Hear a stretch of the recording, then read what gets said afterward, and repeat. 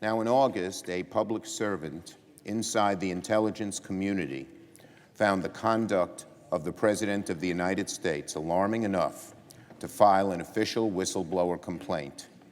The Inspector General of the intelligence community found this whistleblower complaint both credible and urgent.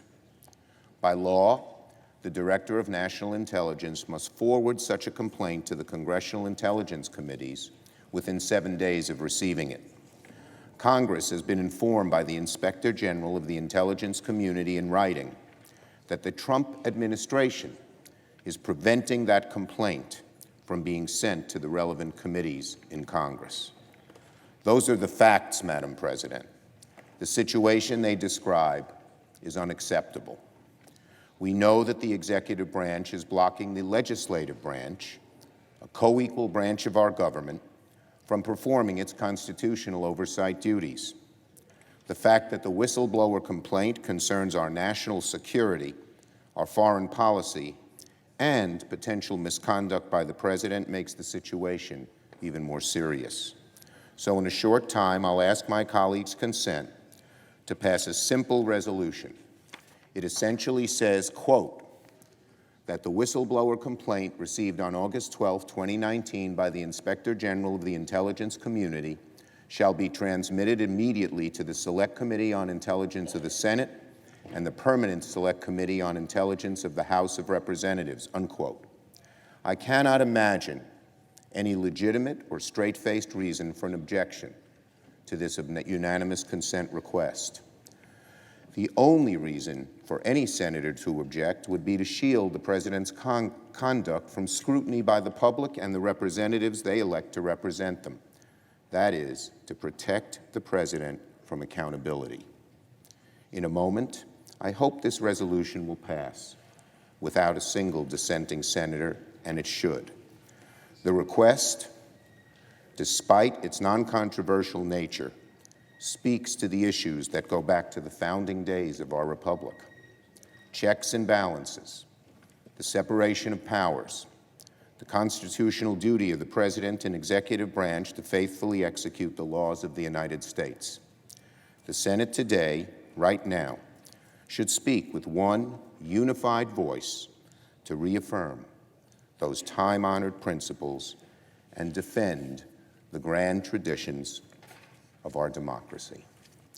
So, Madam President, as if in legislative session, I ask unanimous consent that the Senate proceed to the immediate consideration of S. Resolution 325, introduced by Mr. Schumer and submitted earlier today. The clerk will report. Senate Resolution 325, expressing the sense of the Senate that the whistleblower complaint received on August 12, 2019 by the Inspector General of the Intelligence Community should be transmitted immediately to the Select Committee on Intelligence of the Senate and the Permanent Select Committee on Intelligence of the House of Representatives. Is there objection to proceeding to the measure? Madam President, reserving the right to object. Majority Leader. Colleagues, all of us share a concern for protecting whistleblowers who use appropriate, established channels to raise legitimate concerns. The Senate's obligation is to treat such allegations in a responsible and deliberate manner, to avoid racing to judgment based on media leaks, to not fuel media speculation with breathless accusations. There's much we do not know about the complaint lodged with the intelligence community's Inspector General, including whether the complaint involves intelligence activities at all. Before the Democratic leader elected to go to the media yesterday, the chairman and vice chair of the Senate Select Committee on Intelligence had already been working together in a bipartisan manner, free from politicization, to get more information from both the acting director of national intelligence and the intelligence community's Inspector General.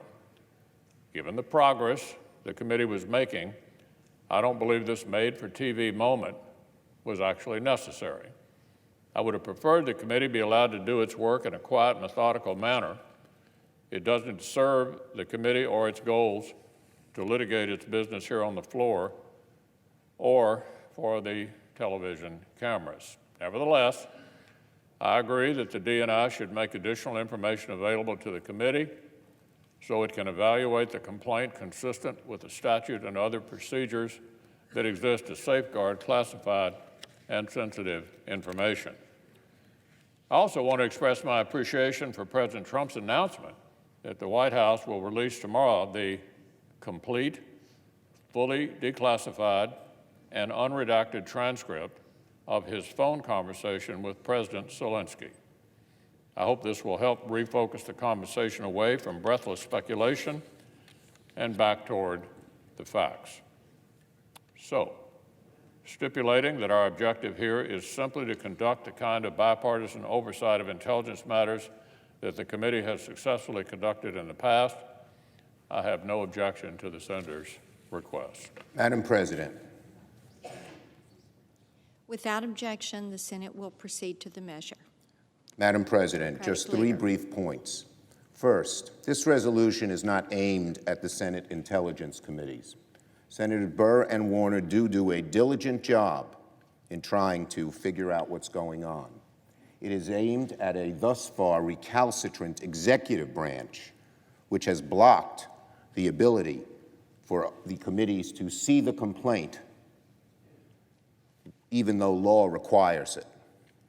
And second, it is welcome that we can join together to do our job of oversight. And I want to thank the Majority Leader for not blocking this request, because I think every one of us in this chamber realizes the importance of oversight and the need to prevent an overreaching executive from going that far. Getting the transcript is a good step, but it is the complaint we need. That is the gravamen of this resolution. It is the whistleblower's complaint, not the transcript, that we need and are asking for in this resolution. And so I further ask that the resolution be agreed to and the motion to be reconsidered be considered, made, and laid upon the table with no intervening action or debate. Is there objection? Without objection, so ordered.